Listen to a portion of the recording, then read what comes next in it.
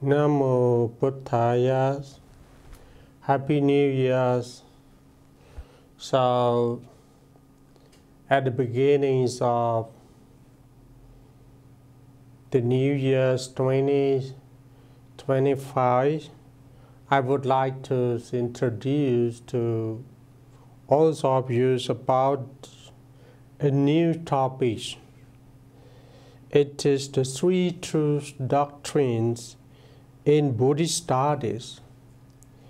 In Vietnamese, which I can point in AI translations as ba Giáo Điều Đích Thực Trong Phật Học. So,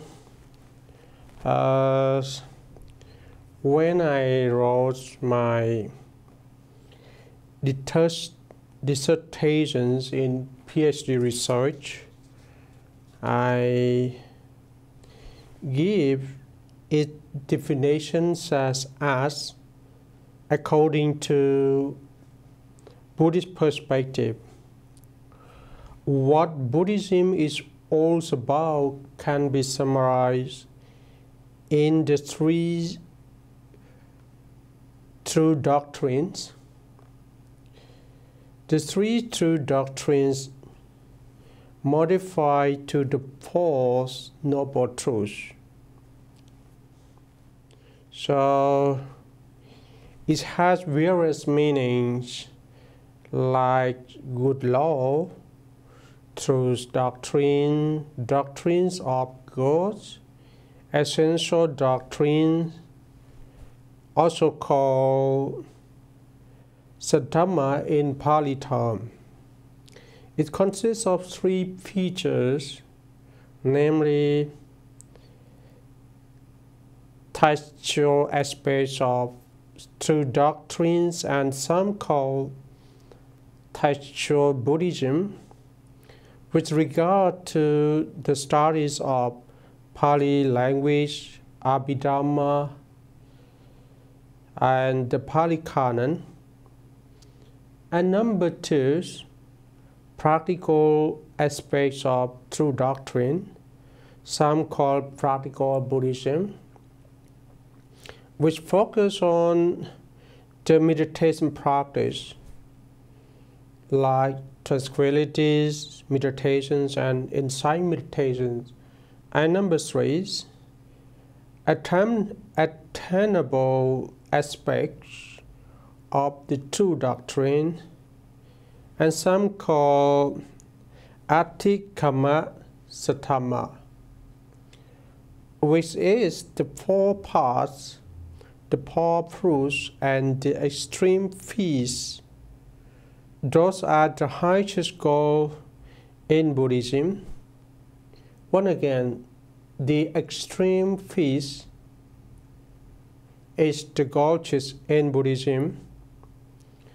So, textual Buddhism is considered as map, and practical Buddhism is more special, like a key to open the realities which the Buddha left for the practitioners.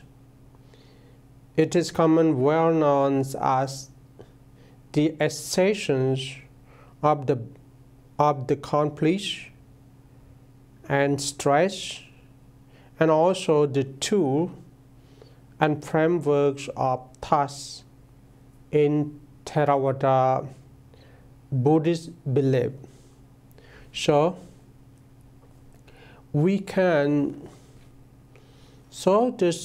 the three true doctrines we can believe in are most Buddhist countries. Says in this world, even we have Buddhist universities that we consider Buddhist studies as the main campus or as the main faculties. And we learn through the 3 parts trainings. In Pali term we call Sakya or Sakya.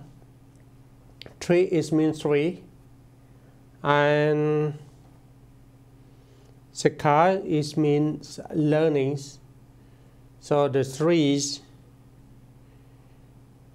parts, so learnings or the 3 part trainings is consists of such moral, meditations and wisdom.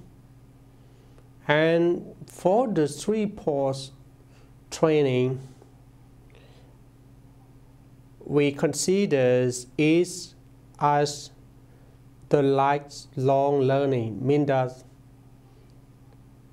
it is the unstopped learning process. And we learn for what? We learn for develop the theories, or we learn to follow the theories of the 8 parts paths. We learn to develop our right view and right understanding for the goals of Buddhist studies in theories, and we learn to develop as our the right speech, right action, and right livelihood in theory.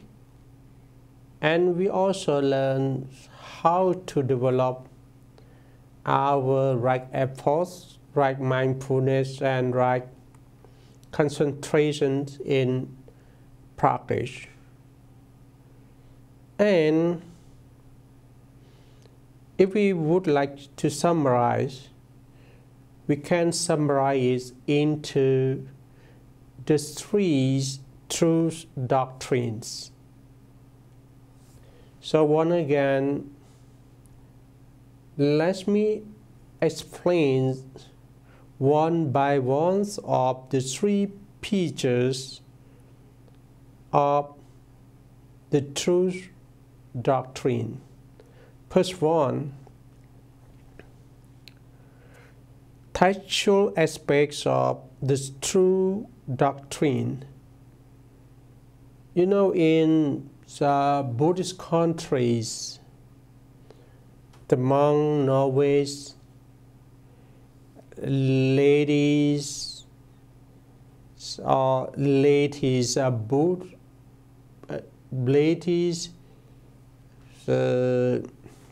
devotees have to learn Bali language, have to learn Abhidhamma, have to learn the Bali Canon, also have to listen to the Dhamma talk, listen to the sermon,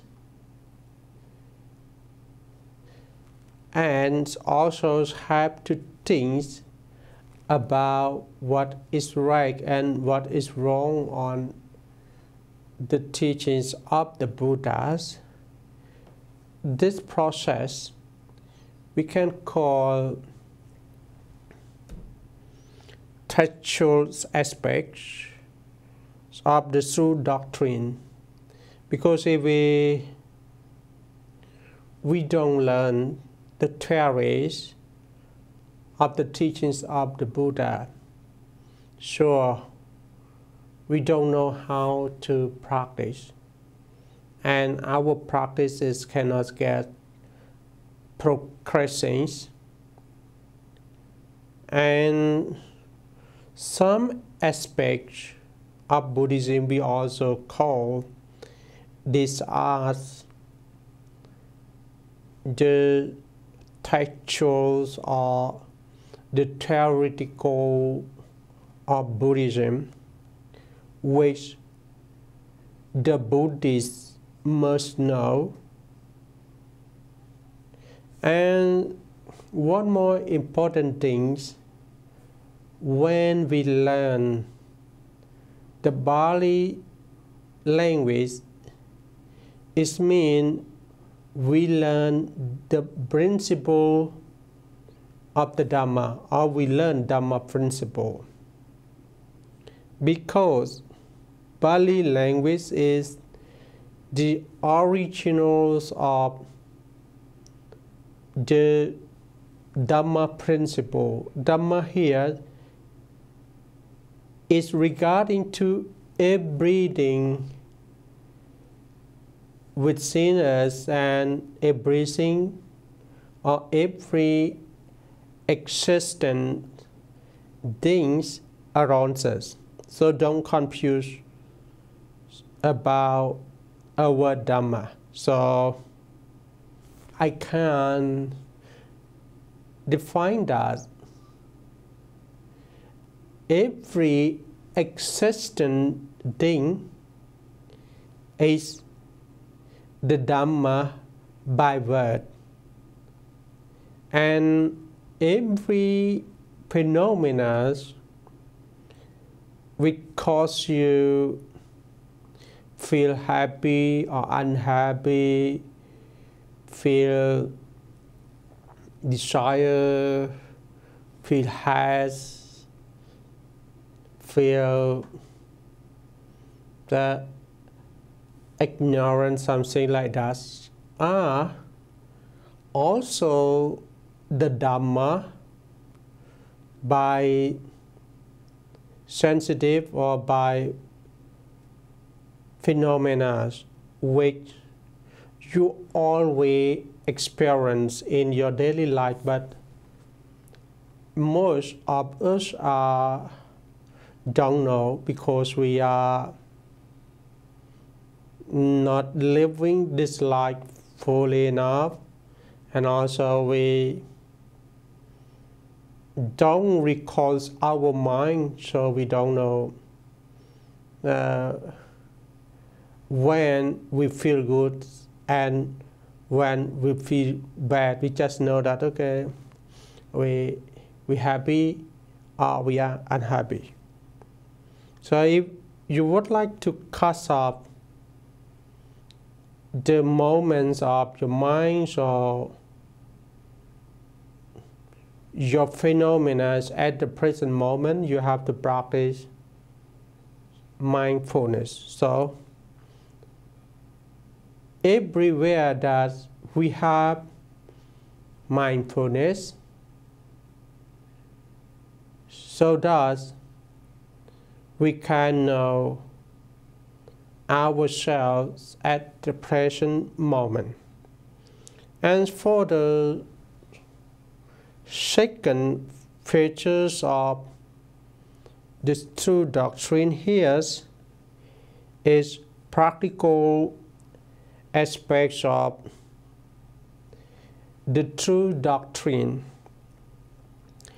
is regarding to the way we practice based on the meditation methods of training our minds and developing our wisdom. Here, some people or some Buddhist scholars also call it as practical Buddhism. And he also mentioned that Buddhist studies is the practical Buddhism, because if we just learn the theories without practice, that is useless. For the first one, I also mentioned that if we don't learn the theories of Buddhism, so how we know the right way to practice? Mean that it is hard for us to moving forward in progress of studying Buddhism.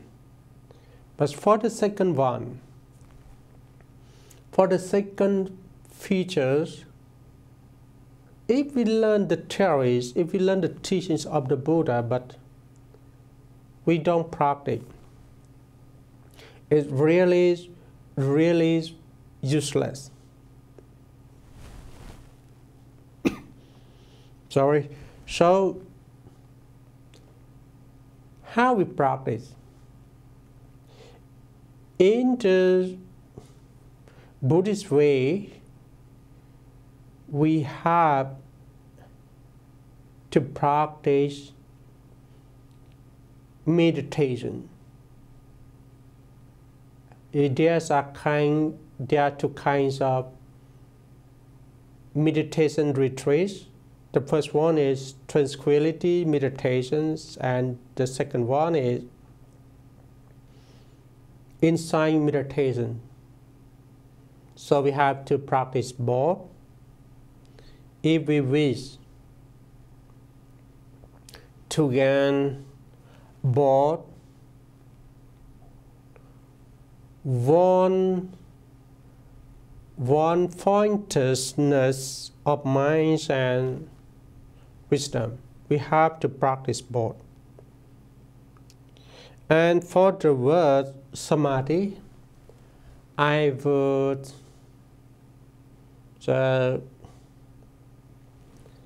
analyze a little bit on the terms of meditation.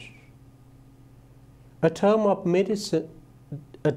meditation derived from a word in Pali, samadhi. You know, on the social medias nowadays, especially in Cambodia, there is an individual person named Dr. Sautut. He was confused about the way to practice meditations. He mentioned that meditation retreats is not suitable for young people, for children. So for the teenage age, meditation retreat is just suitable for the old people, for the sick people.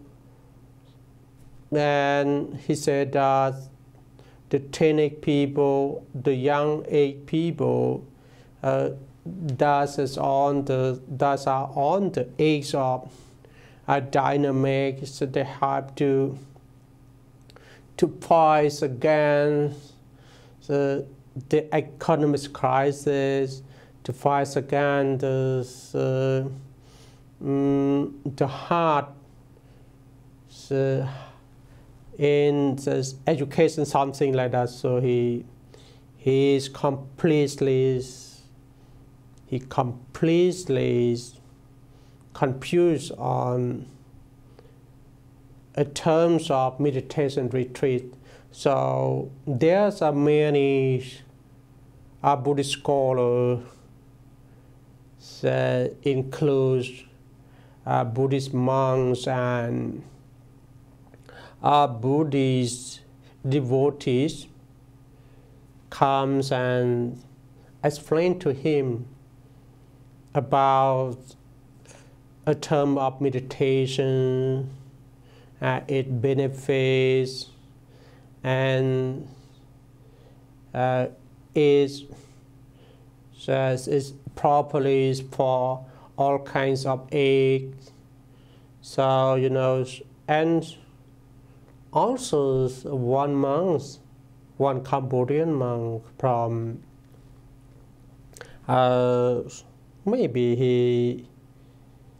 he staying somewhere in Myanmar. He also come down. Okay, if in Myanmar, there is a person was confused.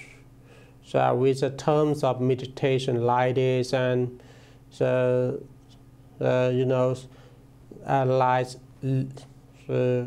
look down the Buddhism and has the bias with the main teachings of the Buddha like this. Maybe, you know, he cannot. So, you know, he must be criticized and must be just must be praised by law, something like that. So, and he also explained that there are two kinds of the wise men in Buddhism. So one's from one's is called Banditas. It means that the wise men who indulge with the four fatals, like continues, means that he knows he treats their parent well, and second is Attasati. He purifies himself, and third is Parasati. He teaches others people to purify their minds, and fourth is Sangha, means that he always help other people. And for the second terms of a wise man is Bandit Taka. It means that a useless wise man, means that, you know, just gain the decrease of doctorates level, but he or she doesn't indulge with the four factors of the wise man, something like that. So he concludes that Dr. Soktus, who had the bias on word samadhis or meditation, is a kind of banditaka. And, you know, for me, I don't want to criticize much, but I just want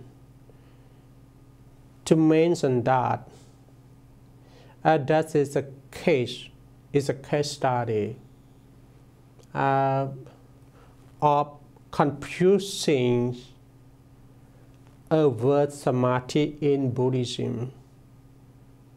Actually, samadhi is mean that, literally mean that the focusing on one object or focusing on one mind. So when our mind is focused on one particular objectivities, our minds always maintains in one's pointlessness of mind. So we feel calm down, we feel tranquilities, we feel stand still, we feel sustainable. So that is very useful for everyone, for every workplace. You know, as I know, some Buddhist scholars mention that giving is always cure, always resolve all kinds of problems. But I know giving, we can resolve all kinds of problems in society. I mean, that's outside of us. But the methods of meditation retreats can help us to live this life calm down, and when our minds stay with the calm down, you know,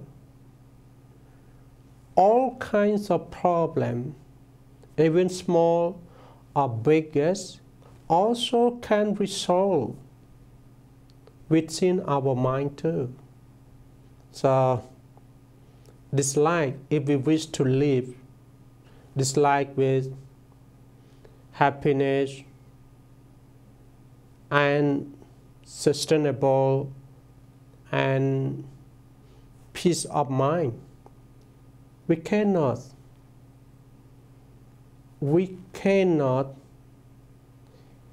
live without meditation retreat or without meditation practice. So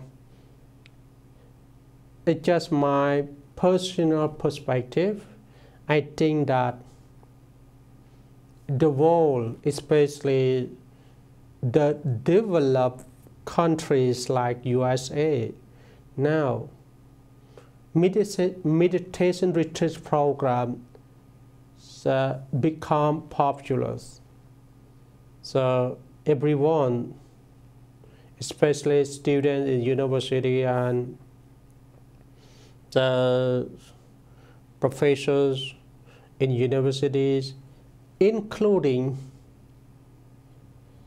one who works in the news, like ABC News staff, they also start to research and learn details about the benefits of meditation. And also scientists, they also can explain many things deeply in the benefits of meditation practice. Okay, so for the search, that is attainable aspects of the truth doctrine. These aspects or this search to doctrines is regarding to the four paths, the four proofs, and the extreme peace. So it's regarding to the word in Pali term pativet, you know, from both, from theories, from practical, if we have the right learnings and the right doing, and then it leads practitioners to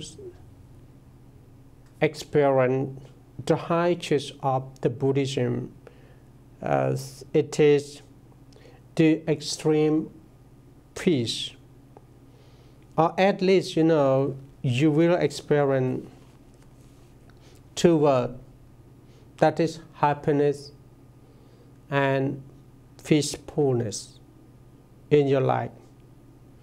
So at the end of this topic, I just want recommend that please try to Google a word Smarties, and if you would like to go through the non-stop learnings or to experience the long life learning, please do a research on my particulars, the 3 true doctrines in Buddhist studies. So, once again, Happy New Year 2025. Namo Buddhaya.